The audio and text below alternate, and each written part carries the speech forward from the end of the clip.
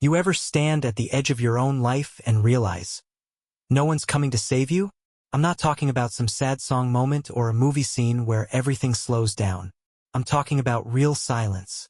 The kind that fills a cheap motel room at 3 a.m. after you've spent your last $20 on a place that smells like cigarettes and desperation. That was me. 10 years ago. I was squatting in an abandoned office building downtown, sleeping on a yoga mat I'd found in a dumpster. No lights, no heat, just a cracked window, a busted vending machine, and a sink that coughed up brown water when it felt generous. I hadn't spoken to my family in years. I hadn't eaten a proper meal in days. I wasn't strung out, but I wasn't clean either. I was just drifting. But then something happened. Something small. Something stupid. Something that should have been nothing. But it wasn't nothing. It was everything. This isn't a story about luck. It's a story about moments. About the one random conversation that cracked open a whole new life. So if you're out there, lost, broken, tired of pretending, listen close. Because sometimes rock bottom isn't a trap. Sometimes it's the doorway. The night before it all changed, I was curled up on the floor of the old Grant building downtown. 11th floor, corner office, half the windows shattered. I'd broken in a few months earlier and no one cared enough to kick me out. The elevators didn't work, which suited me fine. No one wanted to climb 11 flights of stairs just to find a ghost of a man living like a rat. I had my little corner set up. The yoga mat, 2 ratty blankets, a crate I used as a table. There was graffiti on the walls, messages from other ghosts before me. Some funny, some angry. One said, "Time only matters if you're waiting." That one messed with me. That night, it was cold enough to see my breath. My socks were damp. My hands cracked. I had $14.62 in change in a Ziploc bag and a stolen peanut butter sandwich from a church pantry I'd hit earlier. But I couldn't sleep. Not just because of the cold, but because of a voicemail I'd been avoiding for 2 days. It was from Will. We went to college together. He was that guy who made things happen. Always building something, pitching something, doing. We lost touch when I stopped pretending I had a future. Last I heard, he started some tech startup out west. The voicemail said, "Hey man, I know this is random. I'm in town for 2 days. Thought of you. Want to catch up? No pressure. Just hit me back if you want." I didn't call him back. What was I gonna say? "Hey yeah, let's grab a coffee." Just ignore the fact I look like I crawled out of a manhole? But his voice stuck with me. Thought of you. No one had said that to me in years. So I did something reckless. I walked 12 blocks to the library, charged my phone, cleaned myself up in the bathroom like I was prepping for a job interview instead of a mercy meeting. And I called him. I didn't even know why. But that call, that one dumb, terrifying call, it flipped the entire script. I stood outside the cafe for a full 10 minutes before I went in. It was one of those glass box spots with Edison bulbs and reclaimed wood furniture. You know the type. Everyone inside had laptops and expensive glasses, like they were all writing their memoirs before turning 30. I stood there in my thrift store jacket and army boots, just watching. Will was already inside. I saw him through the window. Same confident posture, same easy smile. He was typing something on his MacBook, sipping from a mug like he had nowhere else in the world to be. Meanwhile, I was trying to decide if I could survive another week without swallowing my pride. I nearly walked away, twice, but something in me said no more running. So I walked in. The warmth hit me like a wave. Coffee, cinnamon, old books. It smelled like a life I used to have. Will looked up, and I swear his face didn't flinch. Not once. No pity. No shock. Just recognition. "Hey!" he said, standing up and pulling me into a hug like I hadn't vanished for 5 years. I wanted to disappear right then. But he wouldn't let me. We sat. I lied at first. Said I was in between things, just taking time to reset. But Will wasn't buying it. He just looked at me and said, "You don't have to do that with me." And that's when I broke. I told him everything. Not in a dramatic way, just facts. The building I slept in. The jobs I lost. The people I let down. The nights I'd sit staring at the streetlights, wondering if this was all there'd ever be. He listened. No interruptions. Just listened. And when I was done, when my throat was raw and I felt completely emptied out, he leaned in and said, "Okay, so what do you want now?" That question hit me like a punch, because I hadn't thought about wanting anything in a long time. Want was a luxury. Survival had replaced it. All I wanted was to not feel like a ghost anymore. But I said the first thing that came out. "I want out. I don't know how, but I don't want this anymore." Will nodded, like he'd been waiting for that answer. And then, "This part still feels unreal," he said. "Come with me." "Come where?" "To this startup I'm consulting on. They need someone. Doesn't matter that you don't have a resume. You have to show up, you have to learn fast, and you have to want it. That's it." I laughed. I literally laughed. Like, "Are you serious right now?" kind of laugh. But he wasn't joking. He slid a piece of paper across the table. Address. Time. His number. "You show up Monday. You've got 3 days to get yourself in the door. After that, the window closes." And then he stood up, gave me another one of those unshakable smiles, and said, "I believe in second chances. Even third ones. But you've got to take the first step." And just like that, he was gone. I sat there, holding that piece of paper like it was a golden ticket. And for the first time in years, I felt something again. I walked out of that cafe holding a piece of paper that weighed more than anything I carried in years. It wasn't heavy because of the ink on it. It was heavy because it meant hope. And when you've been living without it for so long, hope can feel like a threat. I folded the paper and slid it into my jacket. I didn't read it again that night. I couldn't. It felt radioactive. Like if I looked too long, it might disappear, or worse, prove that it was all in my head. I went back to the Grant building, climbed the 11 floors in silence, past the broken window on the 9th, the peeling "No Trespassing" sign on the 10th, and stepped back into my little kingdom of dust and echoes. I sat on the yoga mat, and I did nothing. 4 hours. Just sat there, staring at my hands. You'd think I'd be buzzing with excitement, right? Planning how to clean up, get ready, rehearse what I'd say. But that's the thing about being at the bottom for so long, it rewires your brain. You stop trusting good things. You start assuming everything's a setup. You don't dream anymore. You calculate the fall. That whole weekend, I spiraled. One minute I was determined I was gonna show up, shake hands, crush it. The next, I was back in the gutter in my mind, convincing myself Will only offered because he felt sorry for me. I didn't leave the building except to grab instant noodles from the corner bodega. Didn't speak to a soul. Just sat with that paper in my coat pocket like it might whisper something to me if I waited long enough. Sunday night, a storm rolled in. The wind howled through the broken windows, the kind of wind that makes you feel like the world itself is warning you, stay small. Stay down. But something shifted. I was lying there, staring at the ceiling, when I remembered something my mom said to me when I was 13. It was after I bombed a talent show, forgot all the words to the song I wrote. I wanted to quit everything. She said, "You only lose when you stop showing up. Keep showing up and the world has to deal with you eventually." She died the year after that. Cancer. But her voice came back like she was sitting next to me. Keep showing up. So I sat up, turned on my cracked phone, and Googled the address. It was a WeWork-style building across town. The kind of place where people wore sneakers with suits and said things like ideation. I found directions. Took screenshots. My hands were shaking. I packed what little I had, a comb, a toothbrush, the least wrinkled shirt I owned. Tied my boots tight. And as the wind screamed outside, I whispered to myself, "This time, you're gonna show up." And I meant it.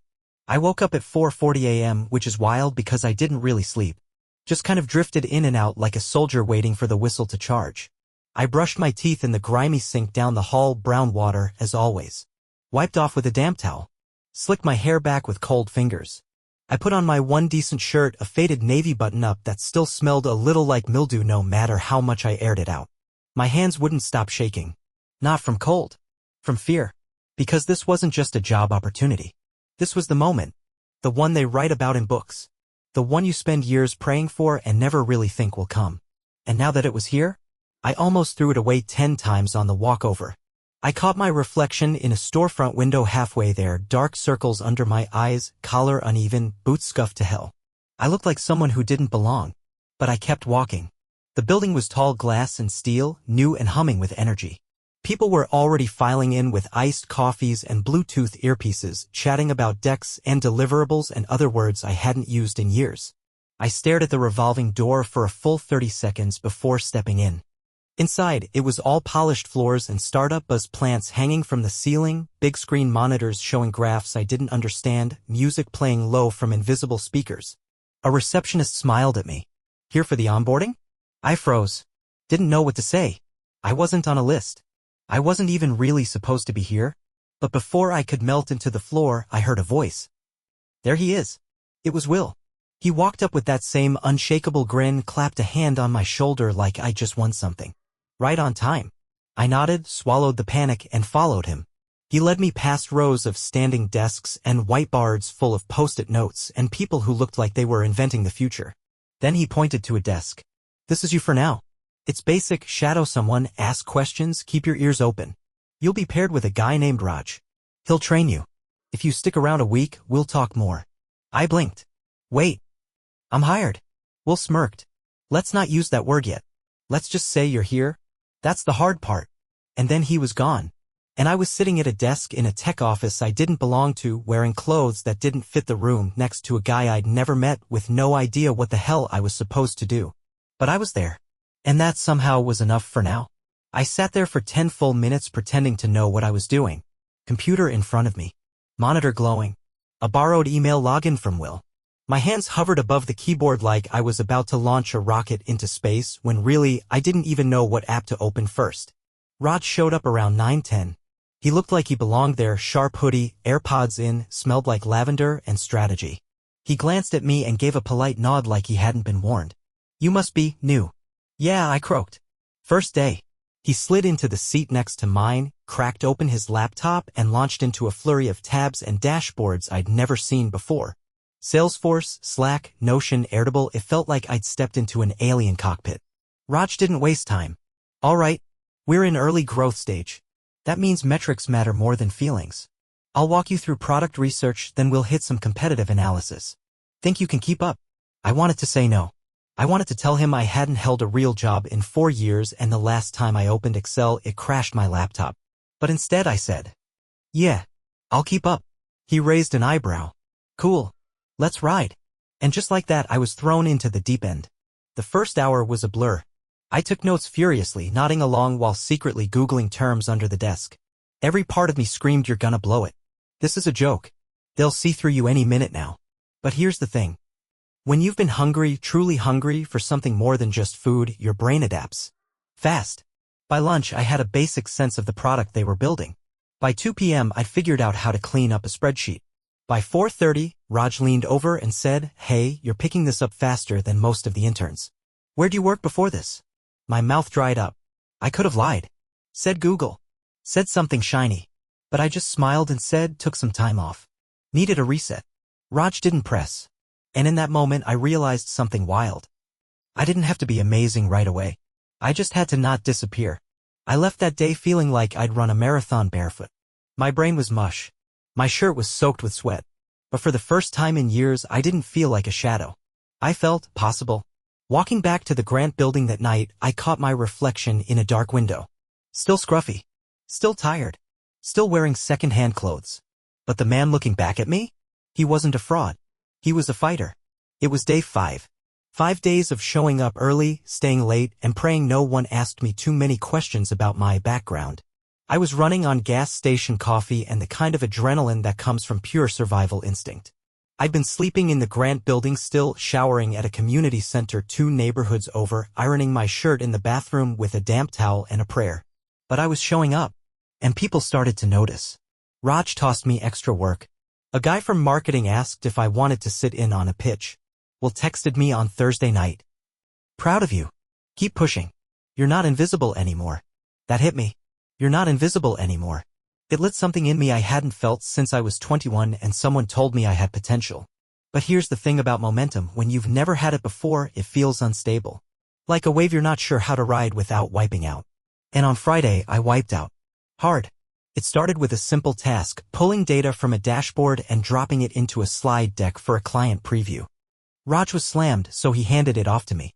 "Double-check everything," he said. "They're going to use this in the investor meeting." I nodded like I had it under control. But I didn't. Somewhere between Data tab B and Slide 6, I flipped 2 columns. It was a tiny error, but it flipped our conversion rate from 4.1% to 14%. And I didn't catch it. The slide went out that afternoon. Monday morning, all hell broke loose. I walked in to find Raj pacing, Will in a side huddle with two VPs and a pit in my stomach the size of a crater. Will spotted me. His eyes calm but sharp. "Give us a minute," he said. His voice wasn't angry. But it wasn't casual. I stood in the corner of the open floor, heart pounding. After 10 minutes, Raj walked over. He wasn't yelling.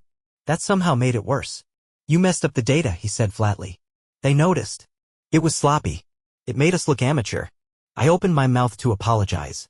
Then I did something I still regret. I said I thought those numbers were approved. I didn't touch them. A lie. A stupid, panicked lie. Raj stared at me. Not with anger. With disappointment. Then he said something I'll never forget. "You don't have to be perfect here. But if you're not honest, I can't trust you. And if I can't trust you, I can't teach you." He walked away. And I stood there, feeling everything I'd built in 5 days fall through my hands like sand. I packed my stuff. I didn't even tell anyone I was leaving. I just walked out.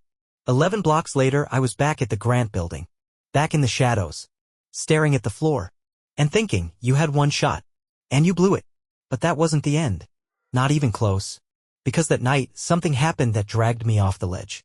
That night, I didn't bother climbing all the way up to the 11th floor.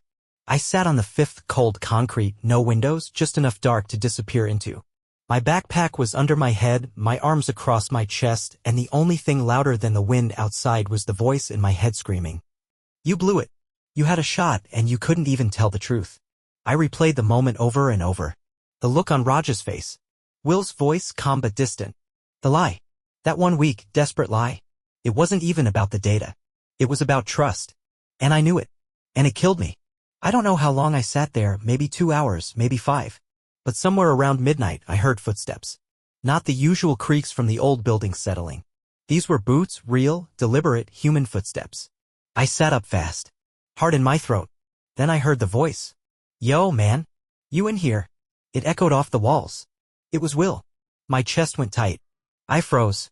For a second, I considered staying silent. Letting him walk past. Letting the whole thing fade out. But then I said, 5th floor. A few seconds later, he appeared at the top of the stairs, flashlight in hand, scanning the shadows until it landed on me. He didn't say anything right away. It felt too good. Too clean. Too quiet. But I stepped in anyway. For the first time in years, I slept on something that wasn't concrete or foam. I let the water run hot until my skin turned red. I trimmed my beard with shaking hands, cut my nails, washed my clothes in the sink. Every little act felt like a war against who I used to be. I spent Sunday doing one thing, preparing. Not rehearsing what I'd say if someone asked about the data mistake. Not crafting a new excuse. Just preparing to tell the truth. Because I knew walking back into that office was going to take more strength than anything I'd done in the last 5 years. More than surviving. More than faking it. This time I wasn't going to hide. Monday morning came. I put on my shirt clean this time. My boots were polished, jacket zipped. I looked ordinary. But inside something had changed. I didn't feel like a man avoiding the world. I felt like a man returning to it. The receptionist blinked when she saw me. "Oh, can I help?" "I'm here to see Raj," I said, voice steady. "Tell him I'm here to own my mistake." 5 minutes later, Raj came down the hallway. His face unreadable. I stood. No apologies rehearsed. No fake smile. "Hey," I said. "You were right. I lied. I was scared. I thought if I admitted it, it'd be over. But I want to learn. I want to get better. And I'm not asking for another shot because I deserve it. I'm asking because I won't waste it." Raj looked at me for a long time. Then, quietly, "You really want to come back?" I nodded. "Yeah. I'm done hiding." He sighed, then cracked a small smile. "All right. Then come in. We've got a pile of bugs to fix, and I hate doing them alone." That was it. No speech. No parade. No Instagrammable comeback moment. Just a desk. A second chance. A chance to build trust, line by line. That day, I stayed late. I triple-checked every number. Took notes like my life depended on it, because in some ways, it still did. At 7:15 p.m., as people were packing up, Will passed by. Paused. Gave me a look like, "You stayed." I nodded once. And he smiled, just a flicker. I stayed another hour. And when I left that night, I didn't walk like a man pretending to be part of something. I walked like a man becoming something. 3 weeks. That's how long it took before things started to click. I was still living in that borrowed studio apartment, still reheating pasta on a single burner, still wearing the same 2 shirts on rotation, but everything felt different. I had a system now. Wake up early. Morning walk. Show up before Raj. Double-check every number. Learn, ask, repeat. I filled 2 notebooks with scribbles, terms, insights, random things someone mentioned in passing that I wanted to understand. I was hungry not for food, for growth. And people noticed. One of the designers asked me to join a brainstorm session. A junior developer messaged me for help cleaning up a data doc. Even the co-founder, some dude with a man bun and a black card, nodded at me in the hallway like I wasn't just furniture anymore. Well, pulled me aside one day and said, "You're not just surviving anymore. You're building. Keep going." I felt something I hadn't felt in years, momentum. But the thing about momentum is it kicks up dust. And sometimes that dust wakes up old ghosts. It started with a DM on Instagram. A name I hadn't seen in years, Erin. Back in the day, she was everything. My partner. My ride or die. We were going to make it together, whatever that meant. But I burned the bridge a long time ago. Let her down when I stopped believing in myself. She moved on. I disappeared. But there it was. Erin. Hey. Weird question, are you working at NXT Labs downtown? I saw you in the window the other day. Couldn't believe it. I froze. Heart pounding.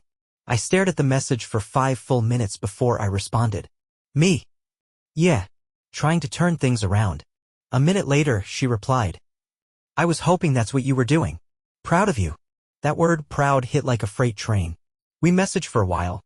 She asked if I wanted to grab coffee just to catch up. No pressure. No weirdness. Part of me wanted to say no. To keep my head down. To protect this fragile little world I was rebuilding. But another part of me, the real part, the human part, wanted to face it. To look her in the eyes and say, I'm not who I used to be. So we met. It was a Saturday afternoon. Cold, gray sky. I wore the clean shirt.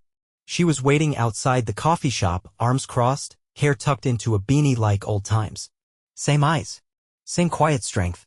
You look good, she said. I almost laughed. You look real, I replied. We talked. About everything. No bitterness. No blame. Just the space between who we were and who we'd become. And at the end of it, she said, I'm glad you're still in the fight. I really am. Then she handed me something. A folded piece of paper. What's this? She smiled. Just a reminder. Of who you used to be. And who you still could be. She walked away. And I stood there on that cold sidewalk, staring at a note I wrote to her years ago, back when I still believed I had something to give. It said, one day, I'll build a life we can both be proud of. I promise. I didn't know if that life still had her in it. But I knew, without a doubt, that promise wasn't dead. It was a Thursday.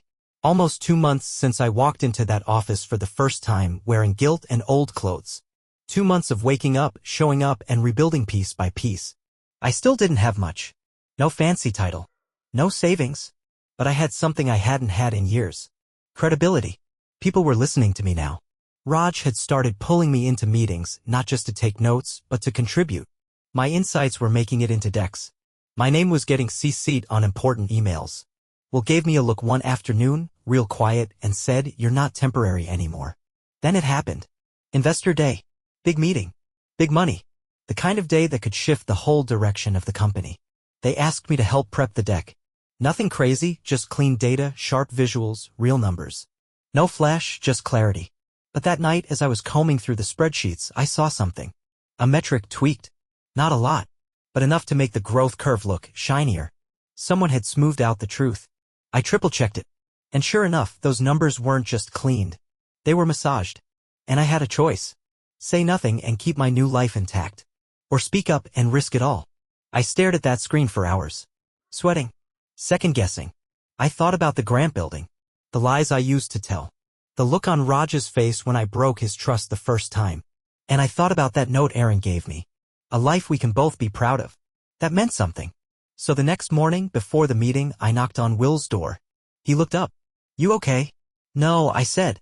But I need to be. I walked him through the numbers. No drama. No finger-pointing. Just facts. He didn't speak for a long time. Then he said, you know what this means, right? Yeah, I said.